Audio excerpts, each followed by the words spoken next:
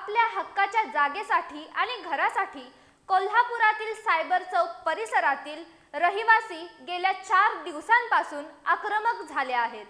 बहुजन परिवर्तन पार्टी प्रणित राज्य महिला बचाव समितीच्या वतीने जिल्हाधिकारी कार्यालयासमोर बेमुदत उपोषण सुरू करण्यात आलं असून यात महिला आपल्या लहान मुलाबाळांसह रस्त्यावर उतरल्याने प्रशासनाचं लक्ष वेधलं जातंय। 11 वर्षांचा वनवास, घराऐवजी मिळाली फक्त ड्रेनेज लाईन। सायबर चौक डौरी वसाहत इथल्या नागरिकांना शासनाकडून घरे बांधण्यासाठी जागा मंजूर करण्यात आली होती। ही जागा यशवंत गृहनिर्माण संस्थेला हस्तांतरित करण्यात आली होती। मात्र प्रत्यक्ष मोजणीनंतर धक्कादायक वास्तव समोर आले। 7 ते 8 गुंठे असणाऱ्या या जागेत महापालिकेची मुख्य ड्रेनेज लाईन गेलीये। त्यामुळे प्रत्यक्षात घरे बांधण्यासाठी कोणतीही जागा शिल्लक राहिली नाही। गेल्या 11 वर्षांपासून नागरिक या जागेसाठी प्रशासनाचे उंबरठे झिजवत आहेत, मात्र पदरी केवळ आश्वासनच पडली आहेत।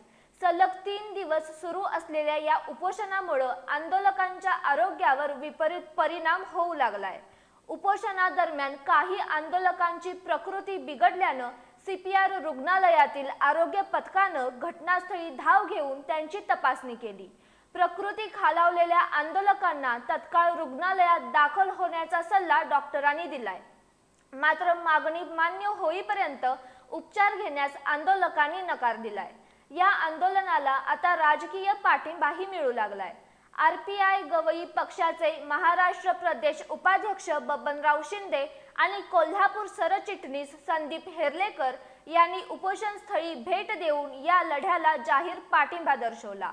आमच्या हक्काची जागा आम्हाला मिळेपर्यंत आम्ही इथून हलणार नाही असा आक्रमक पवित्रा आंदोलकांनी घेतलाय। कडाक्याच्या थंडीत आणि उन्हात ही कुटुंबे लहान मुलांसह रस्त्यावर ठाण मांडून बसली आहेत। दिवसभर घोषणाबाजीनं जिल्हाधिकारी कार्यालय परिसर दणाणून जातोय। एवढा जनक्षोभ आणि महिलांचा आक्रोश पाहूनही प्रशासन अद्याप कोणतीही ठोस भूमिका घेत नसल्यानं नागरिकांमध्ये तीव्र संताप व्यक्त होतोय।